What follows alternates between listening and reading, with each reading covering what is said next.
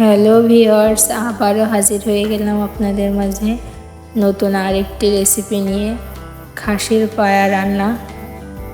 তো বাসায় কিভাবে ঝটপট এই খাসির পায়াটি রান্না করা যায় সেটাই আজকে আমি আপনাদের সাথে শেয়ার করব। তো ভিডিওটি স্কিপ না করে পুরো ভিডিওটি দেখার অনুরোধ রইল। অনেকেই এটি রান্না করতে গিয়ে অনেকেই সমস্যায় পড়ে যায়, ভালোভাবে সেদ্ধ হয় না, নরম হয় না। তাদের জন্য আজকের এই ভিডিওটি। যে আমি খাসির পায়া নিয়ে নিলাম, আমি এখানে 10টি খাসির পায়া নিয়েছি।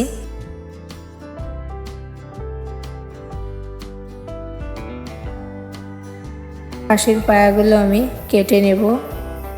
এই যে আমি ছুরি দিয়ে খাসির পায়াটা কেটে নিচ্ছি, আপনারা চাইলে বটি দিয়েও কাটতে পারেন।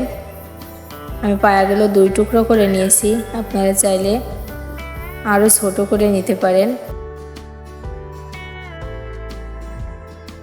এখন এই পর্যায়ে আমি খাসির পায়াগুলো কাটা হয়ে গেছে। এই যে আমি 2 টুকরো করে খাসির পায়াগুলো কেটে নিয়েছি। তো বন্ধুরা, আমার ভিডিওটি ভালো লাগলে প্লিজ আমার ভিডিওতে সাবস্ক্রাইব করবেন। পায়াতে কিন্তু প্রচুর পরিমাণে পশম থাকে, বিভিন্ন ধরনের ময়লা থাকে। এ দেখুন, ময়লাগুলো দেখিয়ে দিচ্ছি।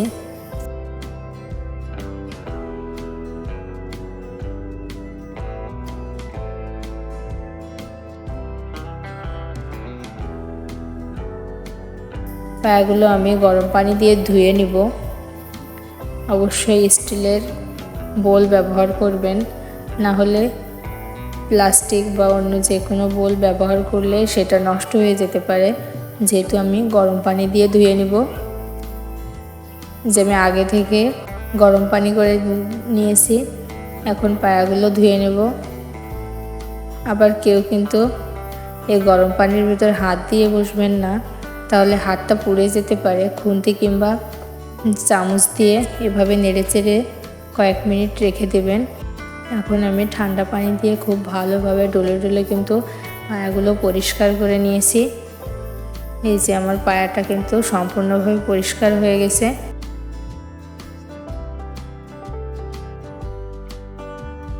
খুব ভালোভাবে পরিষ্কার করে নিয়েছি। এখন আমি পায়াটা রান্না করে নিব।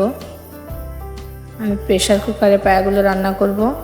আমি প্রেসার কুকারে পায়াগুলো দিয়ে দিলাম। এভাবে রান্না করলে কিন্তু পায়াটা খেতে খুব মজাদার হয়। এখানে আমি পেঁয়াজ কুচি দিয়ে দিলাম পরিমাণ মতো।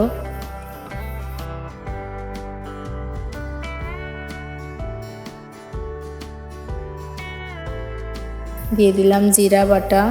আমি এখানে বাটা মশলাগুলো ইউজ করব। এখানে দিয়ে দিলাম আদা রসুন বাটা,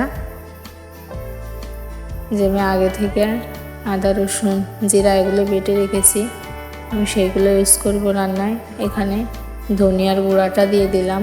এটা আবার ওইভাবে কেউ বাটে না, তাই ধনিয়ার গুঁড়াটা ইউজ করলাম মরিচের গুঁড়া।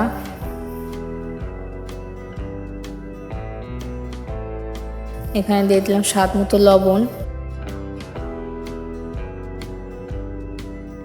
এখন দিয়ে দিব দারচিনি, এলাচ, কয়েকটা লবঙ্গ। এখন দিয়ে দিব পরিমাণ মতো রান্নার রেগুলার সয়াবিন তেল। এই যে পরিমাণ মতো রান্নার রেগুলার সয়াবিন তেল দিয়ে দিলাম। এগুলো দিয়ে খুব ভালোভাবে মেখে নিব। পায়ের সাথে খুব ভালোভাবে এগুলো মেখে নিব। যে খুব ভালোভাবে মেখে নিচ্ছি। পায়াতে কিন্তু প্রচুর পরিমাণ ক্যালসিয়াম থাকে, যা আমাদের শরীরের জন্য খুবই উপকারী। এটি হাড় শক্ত করে, হাড় মজবুত করে।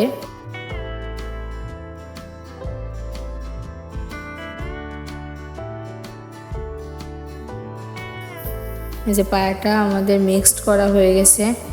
এখন পরিমাণ মতো পানি দিয়ে দিব। পানির পরিমাণটা খুব বেশি দিবেন না, যেহেতু প্রেসার কুকারে রান্না করব। এতে বাষ্প আকারে উড়ে যাওয়ার কোনো সুযোগ নাই। ঢাকনা খুব ভালোভাবে আটকানো থাকে, তাই পানি অল্প পরিমাণে দিব। যে এখন আমি প্রেসার কুকারে রান্না করতে দিলাম। আমি 6টা সিটি দিয়েছি। 6টা সিটি দিয়ে পরবর্তীতে 20 মিনিট মতো দমে রাখতে হবে। দেখুন 20 মিনিট পর আমি ফিরে আসলাম। এ পর্যায়ে আমার পায়া রান্নাটা কেমন হয়েছে আপনাদের দেখিয়ে দিচ্ছি।